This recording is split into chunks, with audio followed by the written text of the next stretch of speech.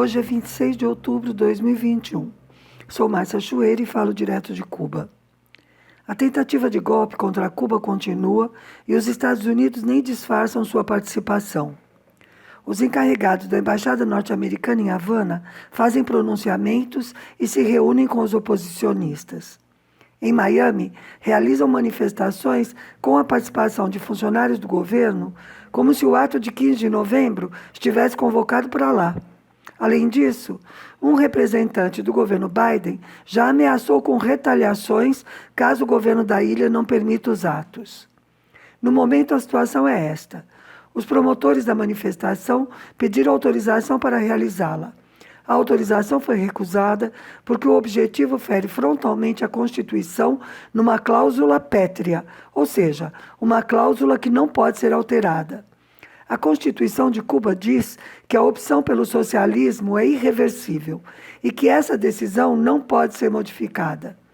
E os atos propõem justamente a volta de Cuba ao capitalismo. Eles pediram a permissão, sabendo que seria negada. Agora, usam isso para dizer que Cuba está violando seus direitos. Há outra evidência de que a intenção deles é provocar distúrbios e não uma manifestação pacífica, como eles alegam. À primeira vista, parece estranho que tenham escolhido uma segunda-feira para os atos. Acontece que escolheram justamente o dia em que voltarão às aulas presenciais e que Cuba estará reabrindo seus aeroportos, o que deixa mais evidente a intenção de tumulto. Mas essa tentativa de golpe não consegue, nem vai conseguir parar a ilha. A diminuição dos casos de Covid demonstra a efetividade das vacinas cubanas e dá mais impulso à retomada das atividades. Na economia, estão sendo tomadas medidas importantes para estimular o crescimento. Nesse tema, o assunto principal de hoje são as MIPIMES. Esse nome estranho, MIPIME, é uma sigla para micro, pequenas e medianas empresas. Isso pode parecer pouco importante, mas não é. Pelo contrário, é um assunto que provoca muita discussão. Até 2012, praticamente todas as empresas e atividades econômicas de Cuba eram estatais, com exceção das cooperativas agropecuárias. Naquele ano, foram feitas mudanças profundas na estrutura econômica do sistema cubano.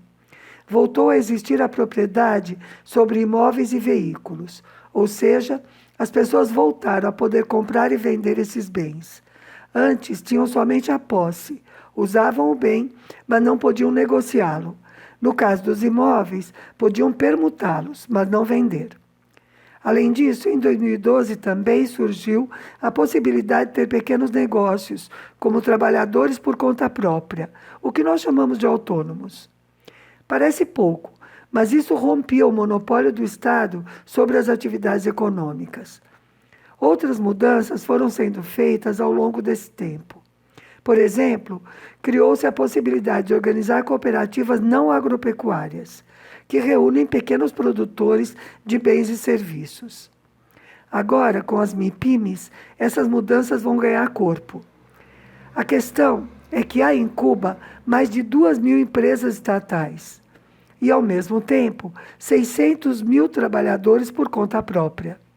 52 mil desses trabalhadores por conta própria empregam outras pessoas e mais de 5 mil deles empregam mais de 3 pessoas. Ou seja, já são pequenas empresas. A nova legislação vem organizar melhor essa situação e oferecer possibilidades mais amplas a esses pequenos empresários. A principal exigência é que, para ter uma MIPIME, a pessoa seja cubana residente em Cuba.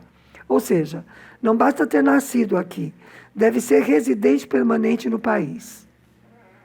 A possibilidade foi aberta em 20 de setembro, convocando especialmente os ramos de produção de alimentos, exportação de bens e serviços, desenvolvimento local, economia circular e reciclagem, ciência, tecnologia e inovação, manufaturas e serviços informáticos.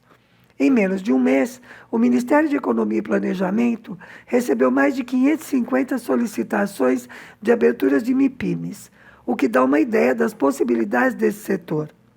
Já foram aprovadas 102 MIPIMES. A tendência é que muitos trabalhadores por conta própria se convertam em pequenos empresários. Essas MIPIMES têm alguns benefícios em relação a outros atores econômicos. Elas pagam menos impostos que outros agentes. Os preços de bens e serviços que negociam são definidos entre as partes, ou seja, o Estado não interfere nos preços contratados. Elas não pagam impostos de importação de equipamento e tecnologias. E podem ter acesso a créditos bancários em moeda estrangeira, o que é fundamental para poder realizar importações. Isso não significa que Cuba esteja deixando de lado o caminho do socialismo. O que se propõe é que as MIPIMES caminhem lado a lado com a empresa estatal socialista, que continua sendo responsável pela maior parte da produção do país. Dias-Canel falou de tudo isso em discurso feito na reunião plenária do Comitê Central do Partido neste domingo. Com toda a autoridade de primeiro secretário do Comitê Central e presidente da República, ele falou da retomada econômica e do significado das mudanças, reafirmando a opção da ilha pelo socialismo. Falou também da preparação do golpe brando, deixando claro que Cuba não se encolhe ante as agressões. Sua frase de destaque no Grama de hoje é: estamos preparados e dispostos a tudo para defender o mais sagrado, o que nos une. Por hoje é isso. Saudações socialistas.